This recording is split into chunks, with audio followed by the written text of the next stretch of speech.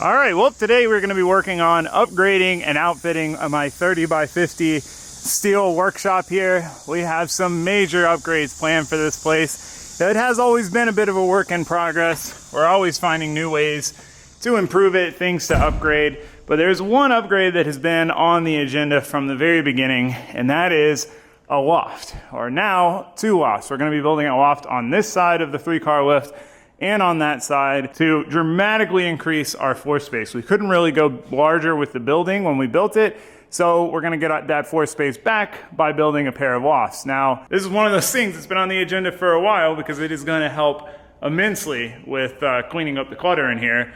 However, there's a bunch of different ways to go about it, and I finally nailed down a path, and we've got everything ordered and planned and scheduled, so the loft and all the materials to build it should be here soon. But before it gets here, we've got some work to do. First off, this place is kind of a disaster. I mean, we are absolutely past capacity. We don't have the place to store loft materials, let alone have the room to build a loft. So we've got some upgrades we need to do to help sort this place out and give us some breathing space, and also some upgrades that I've wanted to do for a while, and I'd like to get them done before we start the loft project, because once we are knee deep in that, there's a lot there that we're gonna be doing. It's gonna be a really fun project, but I'd like to get this other stuff done first. That way we can focus on it and not get distracted. So that being said, before we get started on anything, we need to make a supply run. We need some welding gas, and we need a lot of metal and material to build the upgrades that we have planned. So let's get loaded up and get into it.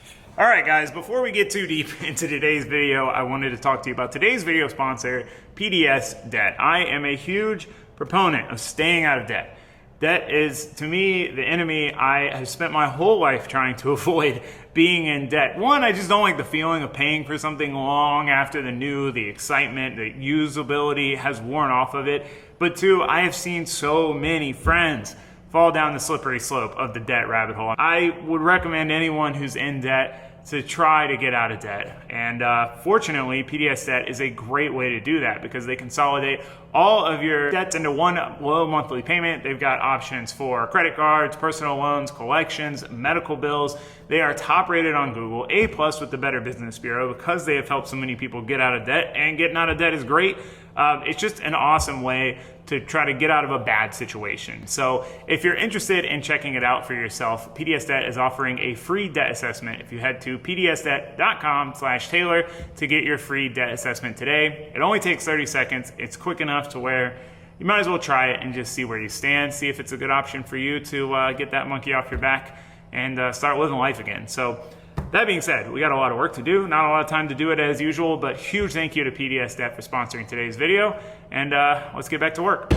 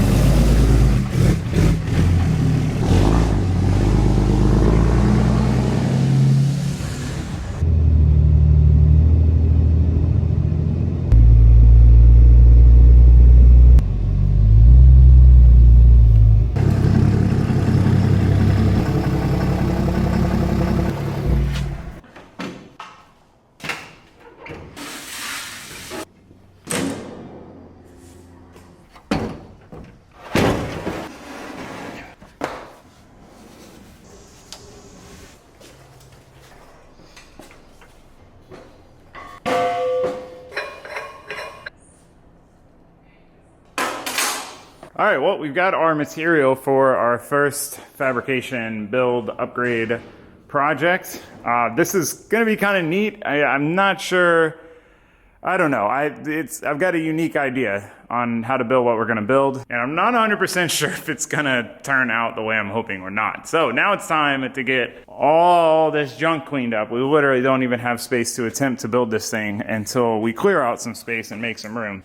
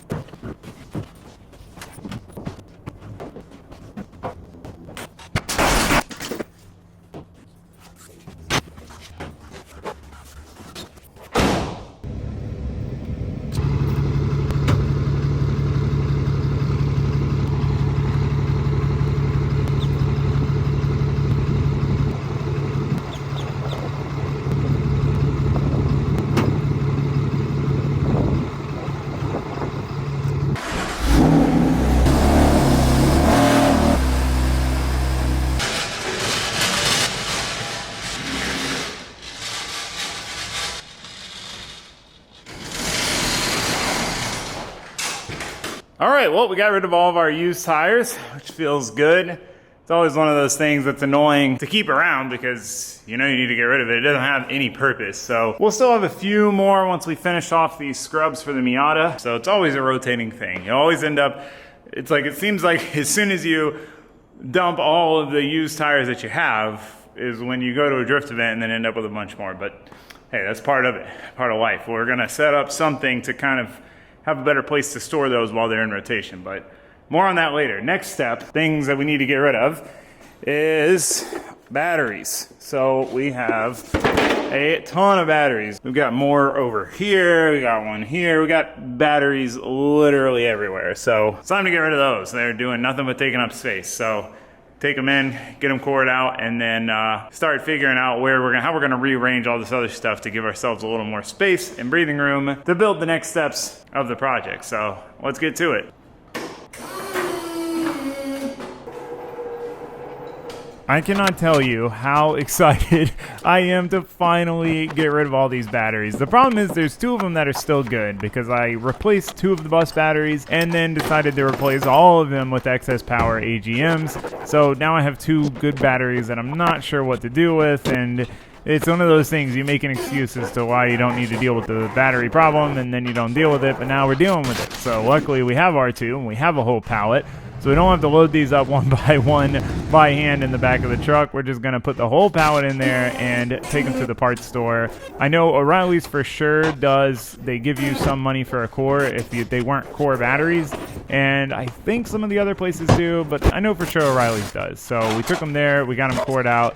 And then it's time to just clean up the rest of this main clutter. We're not going to go too crazy, but we just need to make some space to be able to organize things and work on our next project. So getting all this stuff out from this corner, I mean, it has gotten so piled up over here that you can't even walk around the lift post.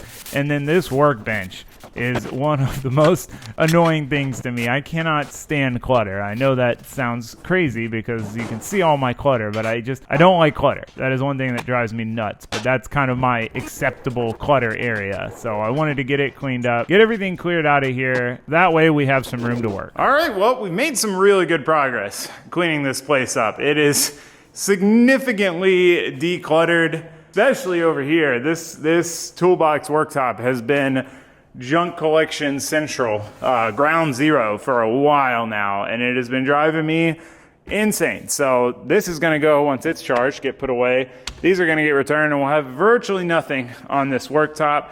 This corner was also getting pretty bad, so that's all cleaned up now. But yeah, pretty big improvements all around. But that being said, we still have a lot to do in the organizing, cleaning, decluttering segment. There's still a bit to do, but we've made enough room to start working on building the upgrade projects that we have planned. So we're gonna start with the easy one first.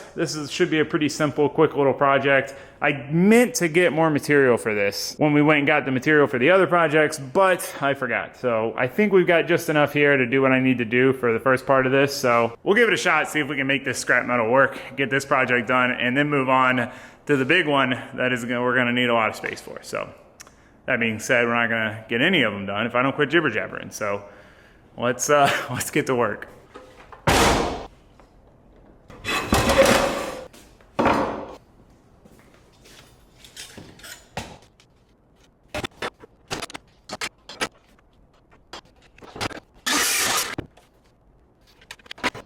So after cutting this first piece, I realized that I had miscalculated in my head how much material we had, and I was not going to have enough material to make these the way I wanted them. So we kind of had two options: to use a third different material and have 3 different brackets, or to change up the plan for the bracket. So I decided to just change it up. I think this is going to work. Who knows? It might even be better than the way we did this kind of bracket before. We won't really know till we try. So I got all my pieces cut from the one material, and yes, we do have to use a completely different material for one of them. You're not even going to notice. I'm not going to notice, and I'm the one who's making them. That's what I'm telling myself, at least, because I don't want to notice.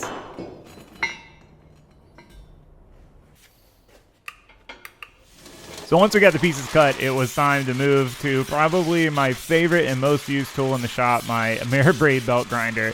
This thing gets a workout mostly with the kind of Scotch-Brite style belt, just cleaning off material, cleaning off rough edges, cleaning off the just the stuff from when you cut something. No matter what you cut something with, you end up with a little bit of slag and sharp edges and chunky pieces that you want to get off, just to make everything nice. And we're going to be TIG welding this, so we want it clean.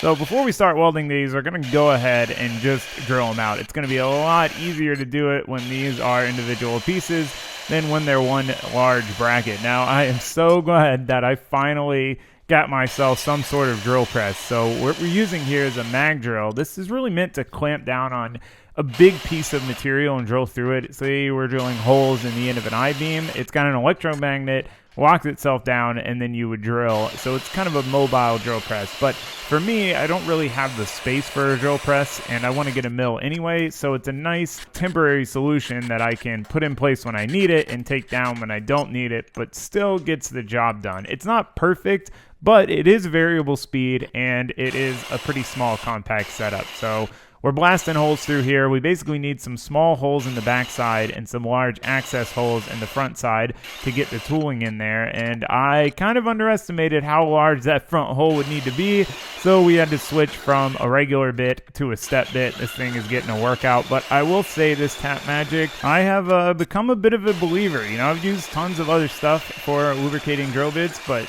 this stuff definitely works better than anything I've tried. The difference between drilling with it and without it is it's pretty mind-blowing. The only downside is we're drilling into something that we're going to weld, and now we're getting this Tap Magic all over it. So we're going to have to really clean this.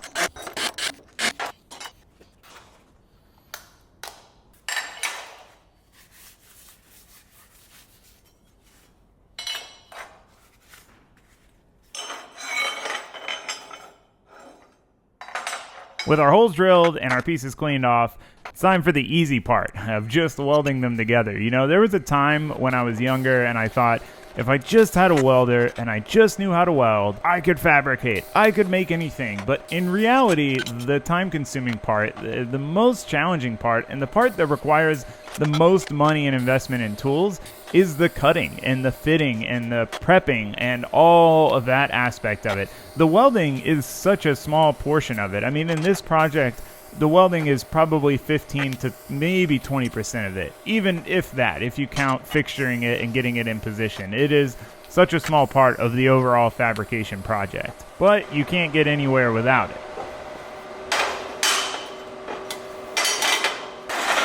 All right, well, all of our brackets are done. I picked up, last time I was at the hardware store, a case of this gloss black Rust-Oleum paint. I love this stuff. Not sponsored at all, but this stuff, it's good to have on hand because, you know, black's always a good option to spray paint something. And if you have the paint, you don't got to go to the store, which I always try to avoid having to do mid-project. So, brackets are all done. Really, really happy with how these turned out, honestly. For what we had to work with, you know, we countersunk these, made them nice and clean, just add to the finished product. We made some changes from the last time I made brackets like these. We went a lot larger on the access holes, so the tool didn't get stuck. And the last set we did, the holes ended up getting drilled kind of off center. So then it made it even harder without having a large access hole, and just made some improvements. The drill press made that way easier. Nice square holes, everything's lined up nicely. It's all about small improvements. So yeah, we got the brackets, we got the paint. Take these out to the paint booth and get them painted. Then we got some more to paint, and then we can move on. Well, and then we can install it, then we can move on. Luckily, with the sun cooking like it is right now, these should dry pretty quick.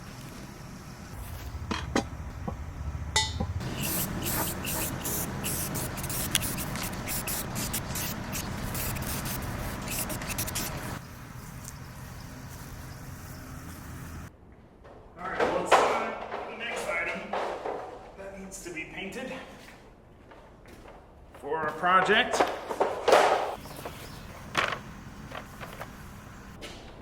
These. But actually, now that I think about it, I think we need to cut these down.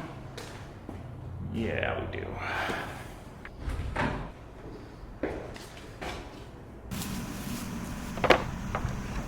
So what we're making right now is another one of these shelves. So we built one for there, and we built one there, and they've been really, really handy. But we have a little more room up here. Obviously, it won't be super accessible, but it's more storage, more long-term storage for stuff that we don't get down often, which is pretty much what's on these shelves anyway. So we basically just need to cut those boards to the same length as these, and we should be good to go.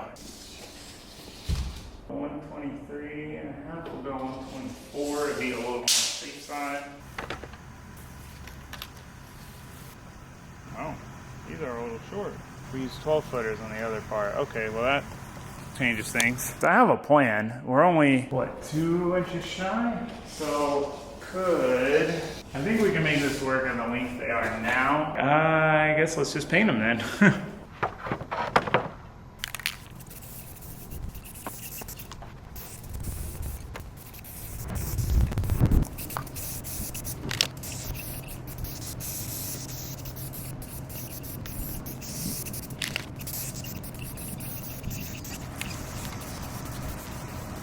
All right, well, since the inside of those is not painted yet, we still have a chance to do something about it. So it's gonna add some supports, maybe 3 per 19 inches, every 3 inches.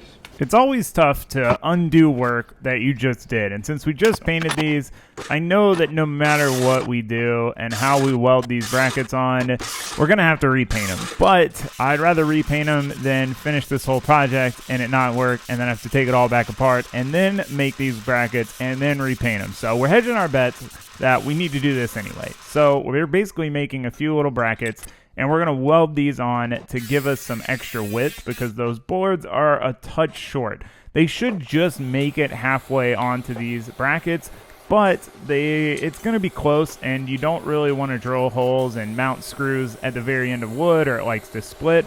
So we're adding these as kind of a buffer, a safety barrier that makes sure that they're going to have plenty of support when they have weight on them, and that we have a good place to mount them and secure them into without having to drill holes or mount screws right on the edge of the wood and risk cracking it and ruining our shelves. So with those welded on, we could throw another coat of paint on them after cleaning up the boiled paint, and then all we got to do is finish painting our shelves and then wait for paint to dry, the usual. But fortunately, the Florida sun this time of year is absolutely cooking, so this paint should dry pretty quick.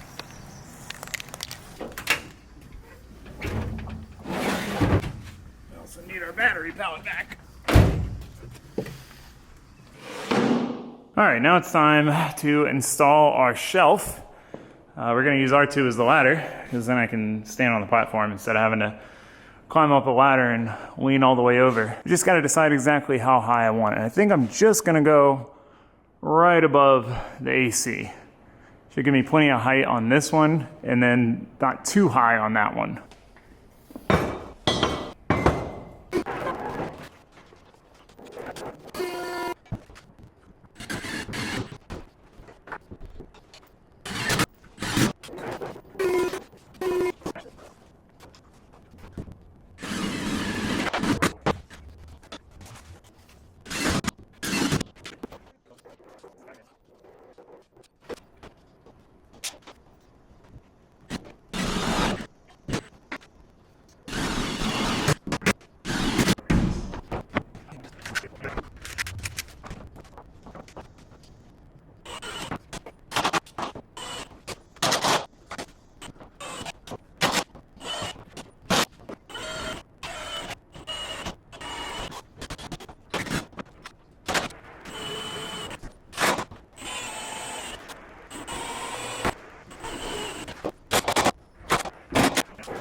While we had R2 in position for installing the shelves, I wanted to go ahead and get some of the stuff that I knew for sure I wanted to put on this high out of reach shelf up here now, so that way that's done and dusted and we've got some open space below. Alright, well, oh wow, it looks so cool. Dude, that looks killer. I am so happy with that. That is perfect, exactly what I was going for. We've now got the stuff that we want to keep, but it's kind of decorative too up there. It's kind of on display, you can see it from a distance, but then we opened up a ton of space to our easily accessible shelf for things that we want to be able to grab and go whenever we need them. We also have a lot of room left up there. We pretty much have this whole side of the shelf. This side of the shelf is not very efficiently set up anyway, so there's more room to be had there.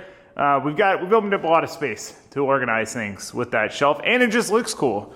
Having a shelf up high like that, oh man, I've been visualizing this project for a while. I've had that material, that wood kicking around for a while now, planning to do this, and I'm glad we finally got around to it. That being said, it did take a little bit longer than I had anticipated, but usually that's how it goes with pretty much any project. I'm hoping this next one won't be that way, because in my head it's simple, but I'm sure it's not. It is a large project. So this is our material for the next project. And what we're going to be doing is building an awning.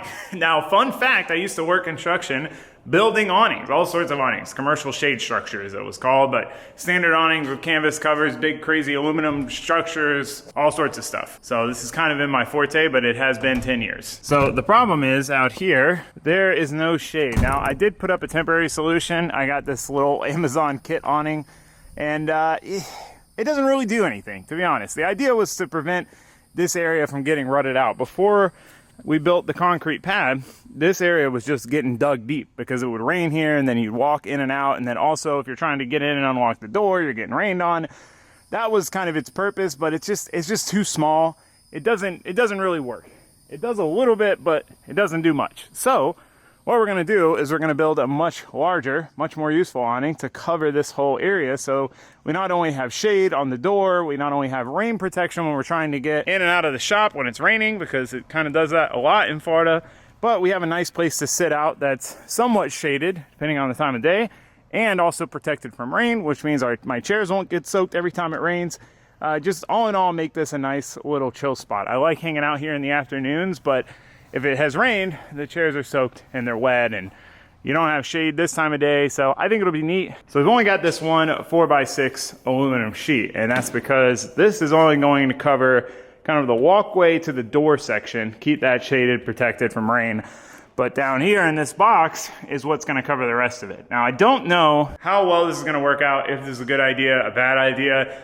It could be really cool or it could be really silly, but I'm hoping it's going to be really cool. We won't really know until we build it and kind of see it in use. But first things first, we got to build it. So that being said, I'm going to quit jibber jabbering, and we're going to get to it.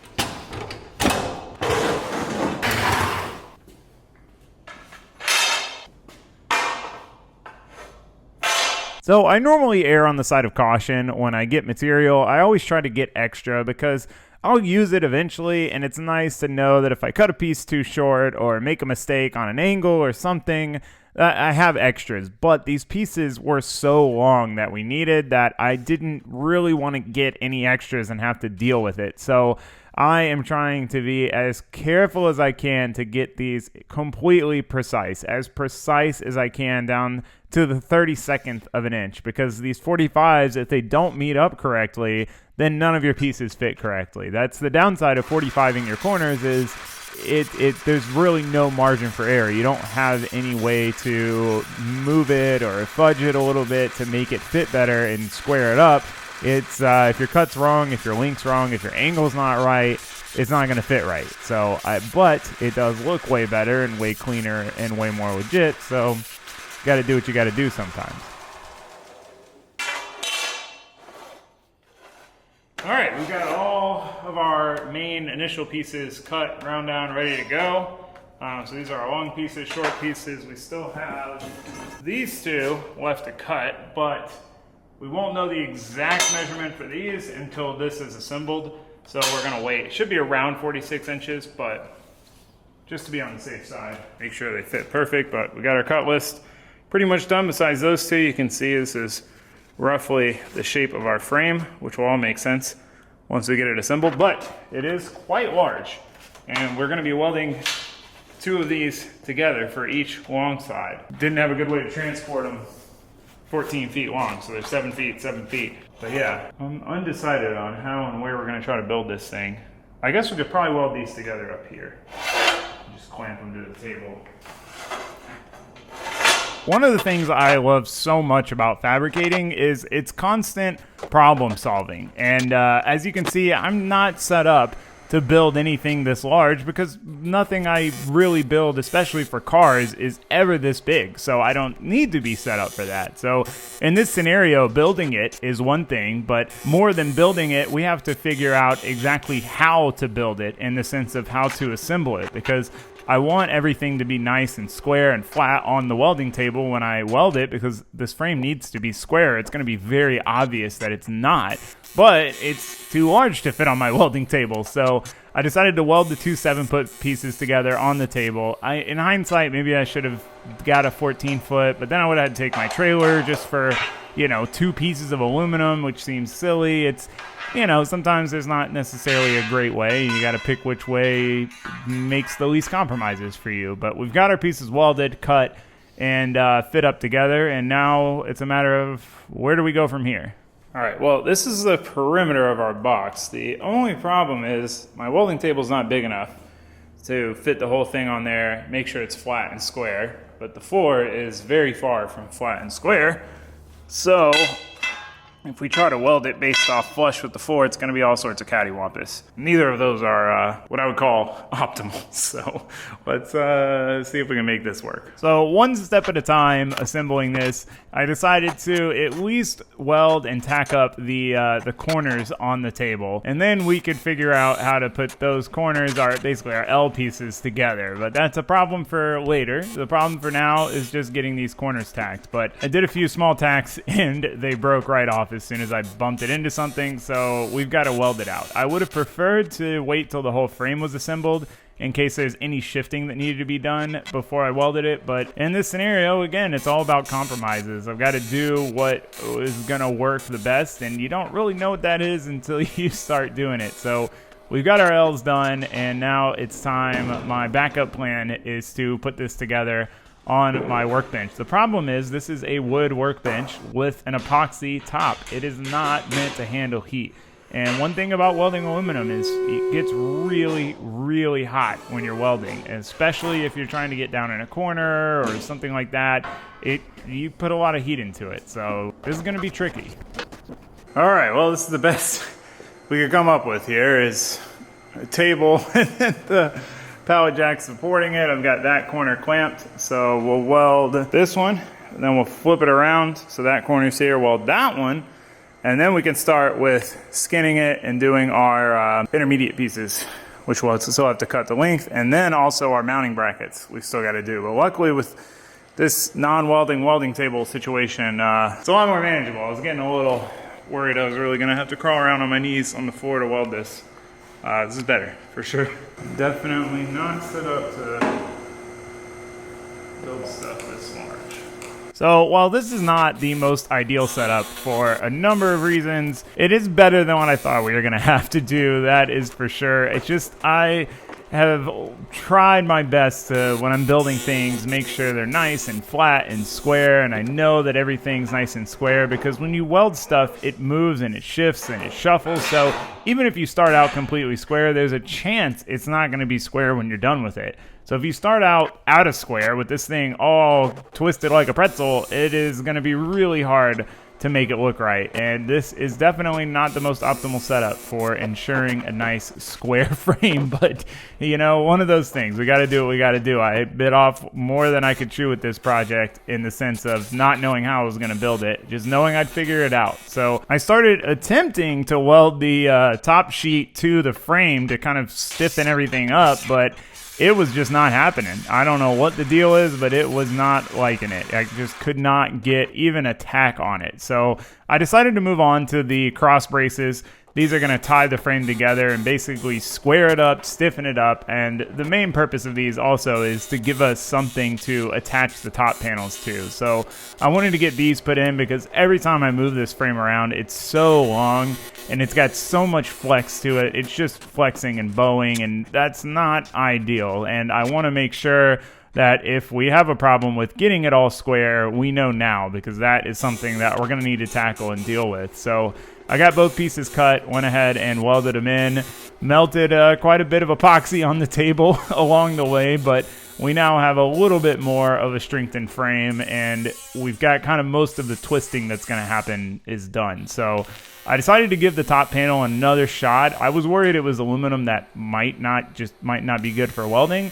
But I realized when I went to the top side that it was fine. It seemed to weld normal. It's just thin, so it's trying to pop up. We're going to have to clamp it, but it seems like it's willing to be welded, which is good, because I was definitely not looking forward to drilling a bunch of holes through two pieces and threading and putting screws in, and I'd much prefer to do a bunch of stitch welding than a bunch of drilling and screwing and all that good stuff. So I'm very glad and relieved that we're going to be able to weld this thing out, because it makes my life a little bit easier. So we're just going to work our way around it, try to keep it as flat as possible, and stitch it all the way in.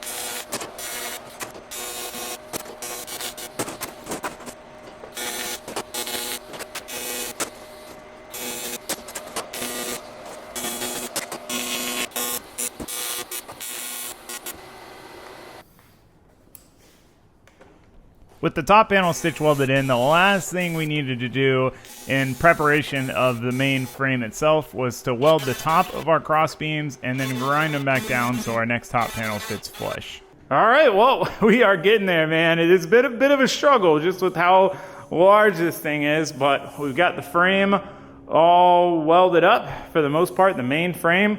We got our aluminum panel here, stitch welded on nice all the way around. Nice tight gaps, nice and even. We got a little bit of a bubble there, but for the most part, pretty solid. Nice amount of stitch welding. I didn't go crazy stitch welding it here, just some really small tacks, because our next top piece is going to have to sit on this beam. So we can't have the tacks in the way, otherwise it's going to sit all wobbly and wavily. So had to grind those down. I almost forgot about grinding these down, and went ahead and welded these up and got these ground down as well. So it's all ready for the top piece, which is definitely the interesting, could go really well and be really cool, or could go really wrong and be really bad part of this. But before we can put that on, we need to build our mounting structure, basically our little legs, for where we're gonna mount this into the wall. Now this is gonna be super critical that we get this right, because it needs to perfectly match up with the stud spacing, so that way we have the studs to bolt into. Since we got all the measurements right and we didn't need any extra material, our drops are now going to become our legs to bolt this into the wall. So we actually only need 4 of them. So we need to cut these to length, drill them, all that stuff. Get them ready and then get them welded on. in exactly the right spot. Then we can finish this thing up and try to get it installed, which is gonna be a whole other can of worms, but one that we're taking it one thing at a time, one step at a time. I'm gonna quit jibber jabbering and we're gonna get these things ready and welded on and all that good stuff. So one thing at a time. You don't even start thinking about the next steps of how we're gonna hang this thing. Don't even go there. I don't want that negativity. We'll figure it out when we get there. All right, let's get back to work. I could probably stand to use a better method, but I definitely kind of plan out what material I need at what lengths based on what is gonna fit in my truck bed. So the idea was I got everything about a foot long, all the 8 pieces that I needed a foot long, so that way we had the drops left because we'd need a bunch of 1 foot pieces or so, actually 6 inches, to make our legs for bolting it into the wall. Now, the other challenge here is with the shop siding. I would much prefer to make these longer than 6 inches, but with the shop siding, we kind of need to fit down in between the ridge. And I thought about doing this a few different ways, but I'm hoping that this way works. I'm really on the fence, and as I'm building these, I'm kind of starting to question my plan here. In my head, this should work great, but seeing how large the frame is in reality, not in, outside of my head, I'm a little worried that this might not have been the best way to do this, but we're gonna keep moving forward with plan A, and if we have to adjust, we'll move to plan B, but hopefully plan A works. And my optimistic brain was correct in how we should do this, and it'll all work out.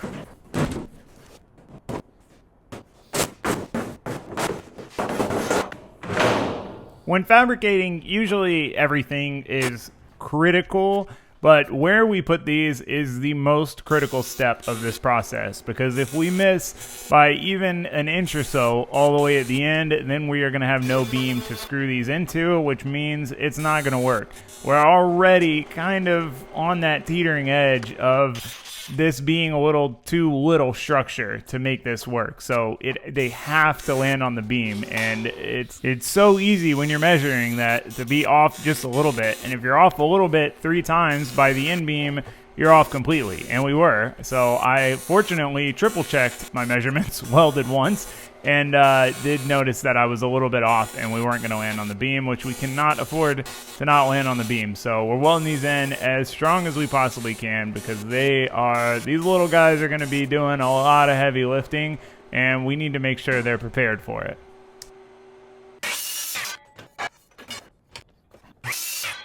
All right, well, we got all of our supports welded on nice and solid. I welded those in really hot and heavy with a lot of filler. And I feel like they're definitely stout. I've got confidence in those. I think structurally it would hold up like this.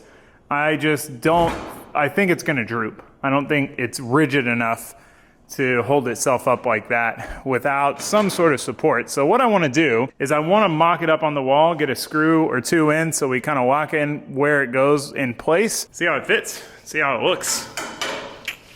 We also got to take the old awning down and get it out of the way, and I still need to decide how high I want to put it, but that kind of depends on where that brace lands. I don't want it to be like a head hitting hazard kind of thing, but we'll see. I started working on getting everything cleared out of here. Man, I need to pressure wash this concrete pad. We built this pad not too long ago, and it's already looking pretty crusty under those chairs, which is one of the big reasons I want to do this awning, because they get wet and then that water drips down, and then you can see the rust stains from them. This should help a lot. So I got the old awning removed, I caulked up the holes, and then I decided that I did not want to try to install this thing twice. And as much as I'd like to see how it fits before I make these end braces, we're just gonna have to we're gonna have to do it at once. It's gonna be a big enough challenge just to put it up there. I don't want to do it twice. So I went ahead and cut my end brace angles, and then we basically need a little plate for the end of the brace to bolt into the wall. So I went ahead and cut some 2-inch by 6-inch pieces, and then cut those down to about 3 inches, and then we can clean them up in the belt grinder. This is one of my favorite things to do in the belt grinder, is aluminum with the Scotch-Brite belt rounding off the corners. It just goes from this kind of jagged rectangle piece to this thing that looks, semi-legit with these nice rounded corners. So From there, we can drill our holes, go back with the countersink tool just to deburr them, and then it's the tricky part. One of the trickiest parts of fabricating is just positioning things before you weld them. And it's the trickiest with aluminum because you can't use any magnets. Now, magnets aren't always the answer, but they can help. You know, you might be close to having something held together and then you use a magnet to finalize it. But in this scenario, magnets don't work with aluminum. So I've basically clamped a piece to the frame, then clamped that piece to that, then clamped that to the post, and then I can get it all lined up with my bracket and weld my bracket on. Once the brackets are welded on, then we've got to weld them onto the frame. And the critical thing here is that they are even with the back of the frame, which means they're going to be even with the wall. If we build these too far one way, then it's going to stick out. It's not going to sit flush against the wall. It's going to push the whole frame up. If we build it too far the other way, then they're not going to reach the wall, or it's going to have to droop to hit the walls.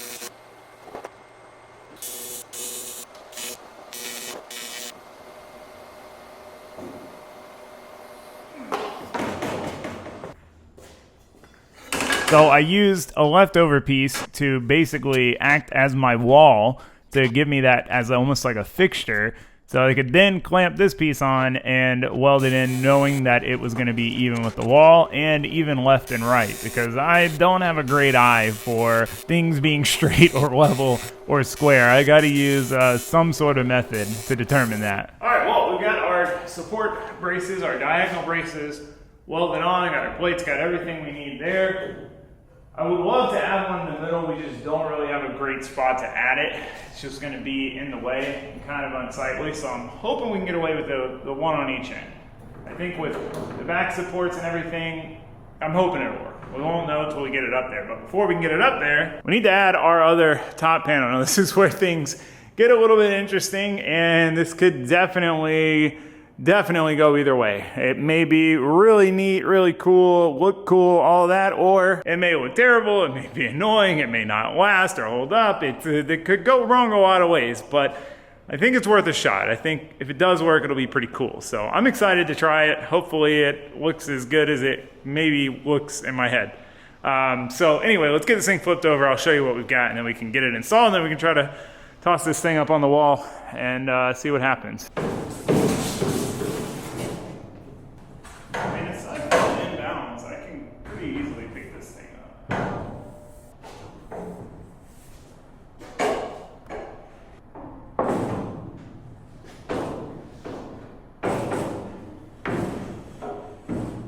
I'm definitely glad I decided to make that out of aluminum. This would be extremely challenging to steel. It would be so heavy.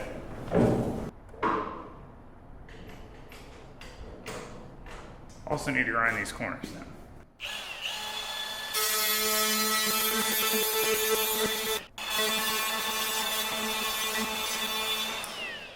Alright, so I didn't get this material for this project. I actually got this material for a Miata project. Then when I was getting material together for this, I thought of this idea to use it for this for now and see if it works. What we have is a 4x8 sheet of polycarbonate. This is what I use to make the back window on my Vette. My plan is to use it to make some see-through doors for my Miata. Thought that'd be funny and cool.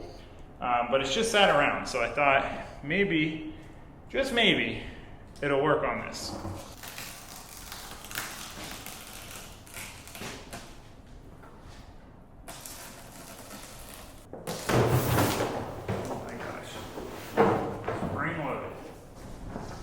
This stuff's a lot more flexible than acrylic, which is what you get at like Lowe's or Home Depot. I get this on Amazon.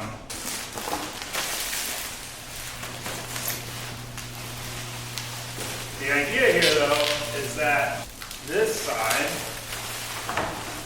will be see-through, and you know, you'll be able to sit out there under the rain and look up and watch the rain hit the thing. Is that dumb? Maybe. Well, maybe be cool, maybe.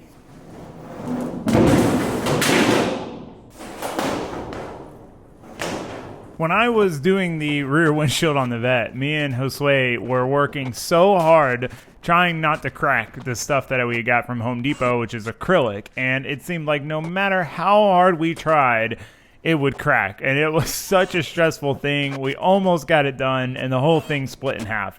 So then I realized I had the wrong material and I got this material, and it seemed like no matter what I could do, how I bent it, how I twisted it, it wasn't going to crack. So that gave me the confidence, having that experience with this material, to use it for this project, knowing that it's probably going to be fine. It's probably going to take whatever we throw at it when it comes to mounting it to the frame and then mounting the frame to the wall, because we still have yet to figure out the exact plan for how we're going to do that. So I just worked my way around. I pre-drilled for these self-tappers so that way I could just screw them in, and it worked out really well. I ended up switching to using a hand screwdriver just so I didn't put too much stress into the material.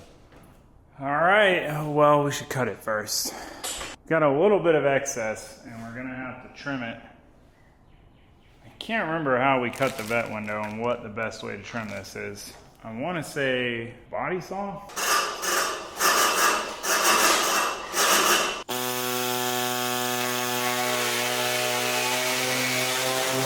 So the body saw was not cutting it, literally and figuratively. So we switched to one of my least favorite tools to do a lot of cutting with, the grinder with a cutoff disc. So I'm using the Milwaukee Dremel one. I can be a little bit more precise with it than a full-size grinder, and just working my way around. It's not the most fun process, but we've got to do what we got to do to get this material trimmed up and ready to go. All right, time for the big reveal. Oh my gosh, there's so much static. Okay, so far looking pretty cool. So far I'm liking it. I'm liking it. Okay, well in the shop, I don't think we made a bad decision. I think, ow, there, finally got the shock. Knew it was coming. I think it looks pretty cool. I'm gonna put a couple screws in the middle here. And then, my ears. Trying to get the shock out.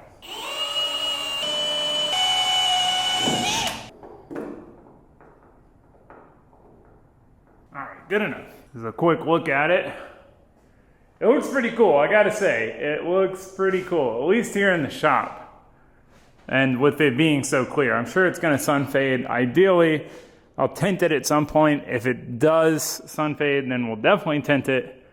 But I think this is gonna look pretty sweet. Gonna be able to look up and see the rain. I am gonna caulk this joint here. I just don't wanna do it yet in case we have to modify this, weld on it. We're gonna have to take this back off. So I'm gonna try to avoid doing anything permanent, right? As of right now, we can still remove it. So we started working on installing this thing as one piece, and there was just no shot. There was no chance. This thing is too heavy, too bulky. It needs to go in a precise spot, so I had to just cut it in half and install it in two pieces.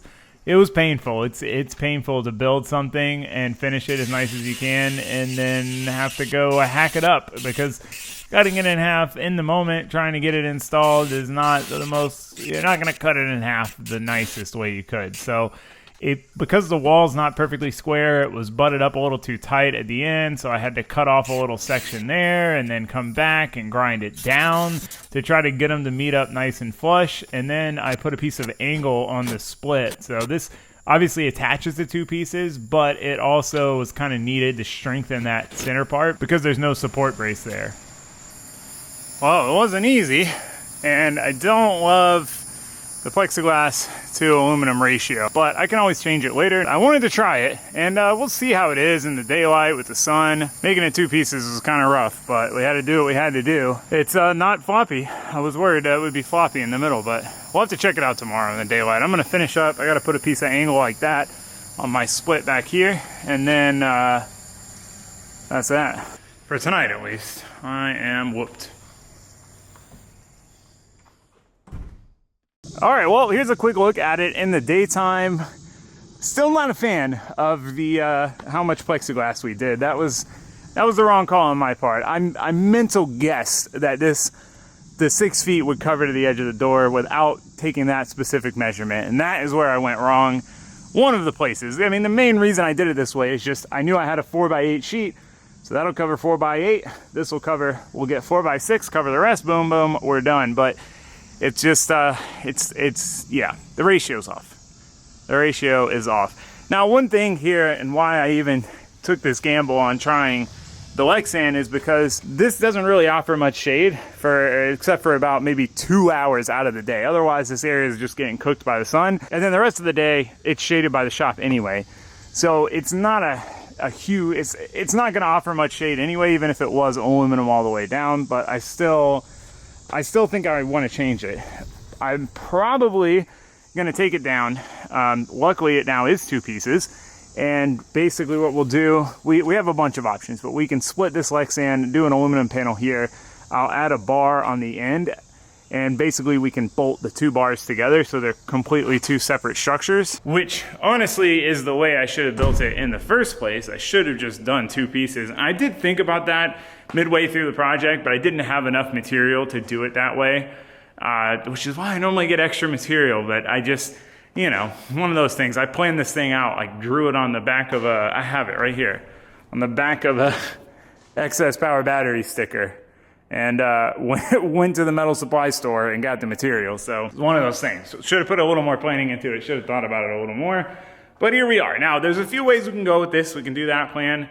Just skin the part out of aluminum, have a 4-foot skylight, right? Or we could tint the whole thing, or we could tint half of it. We could paint half of it. There's a bunch of ways we could go about it. I do think tinting it would do a lot and still accomplish the goal of being able to like look up and see the rain. But I don't know. I mean, its main purpose is to protect that area from rain. That's 75% of it. The other 25% is the 2 hours it's actually going to offer shade. So, you know, one of those things. I don't know. Let me know what you think in the comments down below. Give me some suggestions, some helpful tips. A part of me wants to just take it down right now, run to the metal supply place, get a piece of material, cut those at 45, put the end piece on, bolt them together, do the aluminum. It's even funnier because I actually do have an untouched 4x4 sheet of the same thickness aluminum sitting right here that I could use.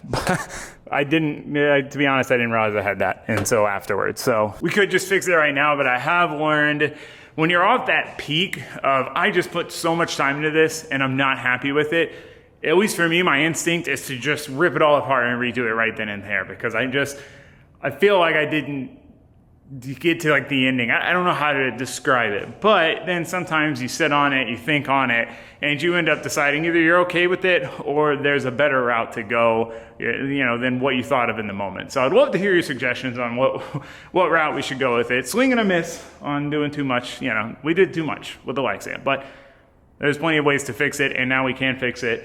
And in hindsight, should have built it in 2 pieces, but now it will be 2 pieces. It is 2 pieces, and we can modify it if we need to. So that being said, we are out of time for this one. Shop is looking much better. It's kind of a little bit of a mess now from doing that project, but happy with the shelf, happy with the organization. Still a bit to do there, but we got the lofts are on their way. They got a little delayed, so they're not here yet, but they should be here soon. And we'll be able to get those put up, and we're gonna put AC up there, a little hangout spot. It's gonna be really cool, and we are one step closer to a completed loft project. So I'm excited for that. I can't wait to see you guys for that. But we got plenty of other stuff to do in the meantime, so I will see you for all of it. But for now, that is it for this one. So thanks for watching. Thanks for subscribing. Goodbye, guys. Last thing, just one look at it in the afternoon. So this is really the time when I'd be out here hanging out. And as you can see, the whole area is shaded anyway. And now we've got a see-through roof. So I could sit down in the chair, relaxing, and look up, see the sky, or if it was nighttime, see the stars, or if it was raining, see the rain dropping on the roof, which I think could be cool. We'll find out the first time it rains, I guess. So yeah, anyway, just wanted to show you that so you don't think I'm crazy for doing most of this roof out of see-through material there. This was the reason why. Most of the time, it's not doing anything shade-wise anyway. All right, goodbye for real.